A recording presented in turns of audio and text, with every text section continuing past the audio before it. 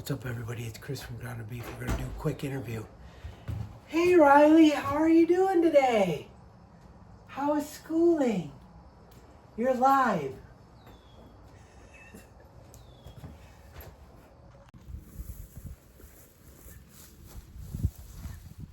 What's up, everybody? It's Chris from Ground Beef. I thought it'd be fun to play a prank on my daughter. So today I'm going to talk about tithing and how it's affected our life and, what I've learned. In the Bible it talks about tithing, and that's the only thing that you can challenge him on, is tithing. And, we stopped tithing because we, a year ago in July, we started tithing close to 10%,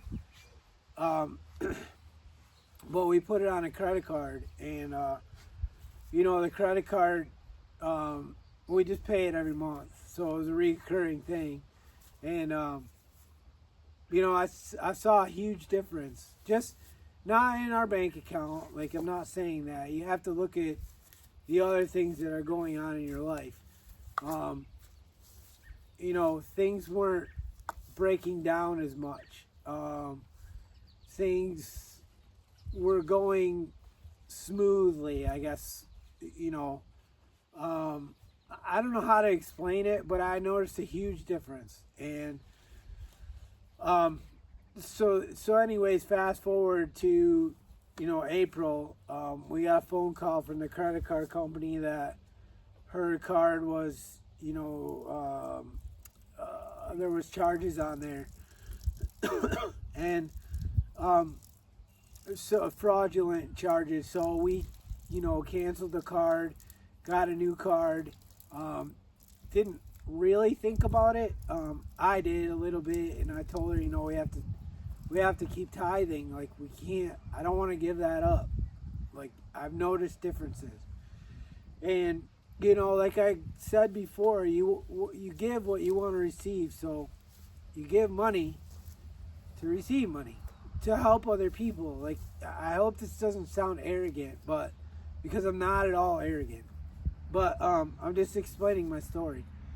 So the month of May, a few weeks into May, things started changing a little bit. The struggles got real again. My wife and I both got sick at the same time a few weeks ago. And I mean, like, down and out sick. Like, and we never, that I remember, ever got sick on the same day. And we're both down and out. And then, stuff started happening, like this one. We had another calf that I had to pull out. We saved the mom, but I had to pull the calf. The calf didn't make it. It was just huge, a huge calf. And then that day I was coming up, and I had struggled. The tractors wouldn't start. Nothing would start that day. And I was driving up with the tractor after it started, after I was down there, and the pigs had blew out their gate, and that hasn't happened in months, probably years or more, that we've had an issue with the pigs. So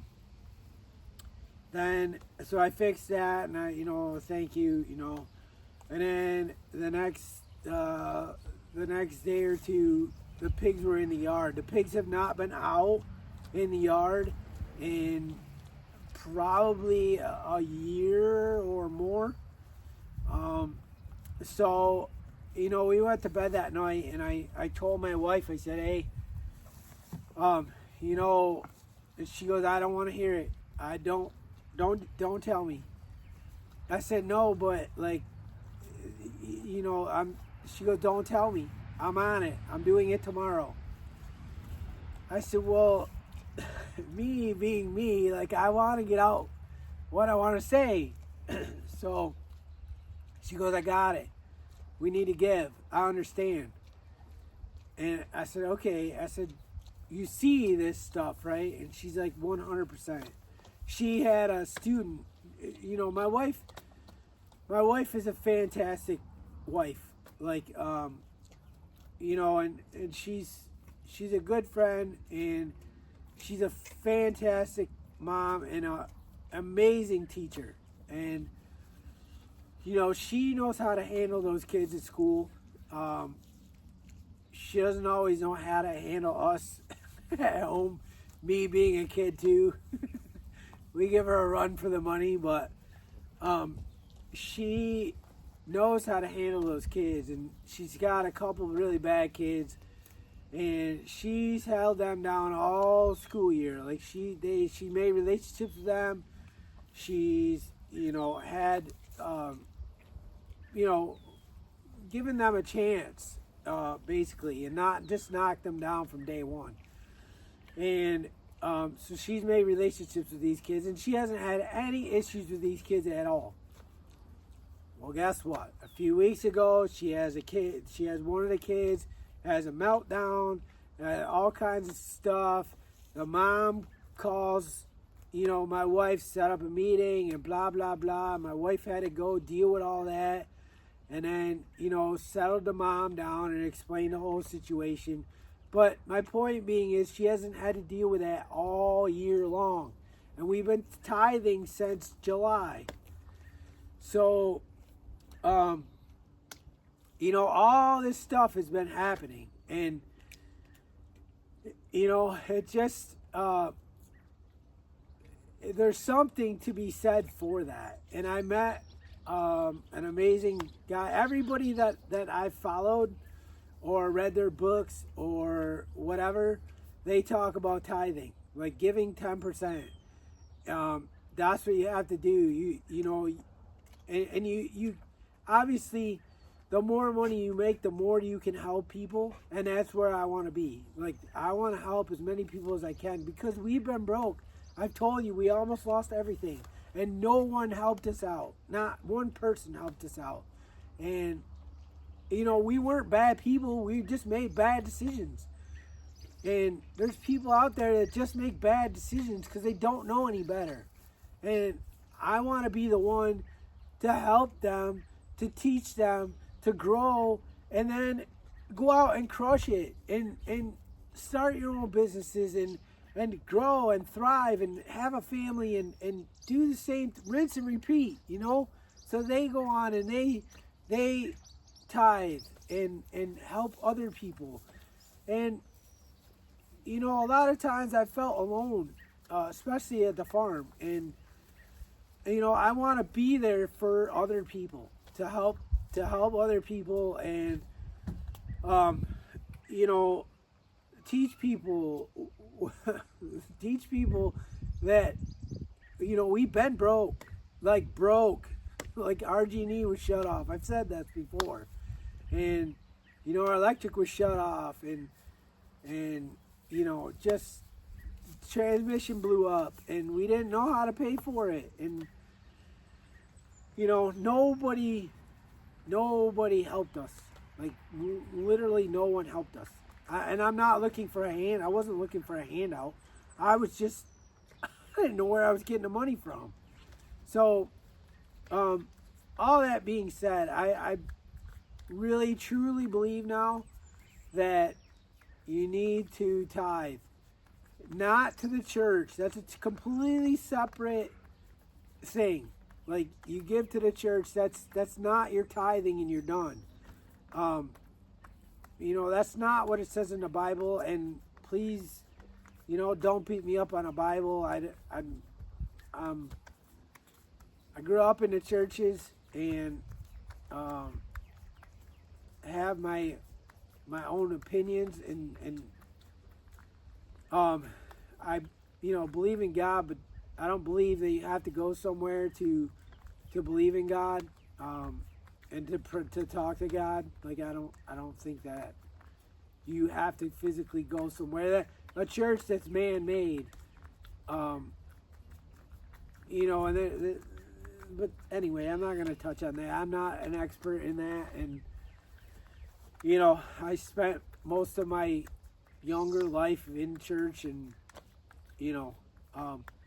but anyway, that's what it says in there, that that's the only thing you can challenge him on. So I'm taking that challenge, and obviously we have to prove to him that it's not just like a, hey, we're throwing out money, so we should be getting money. It's not. That's not how it works. Our sales.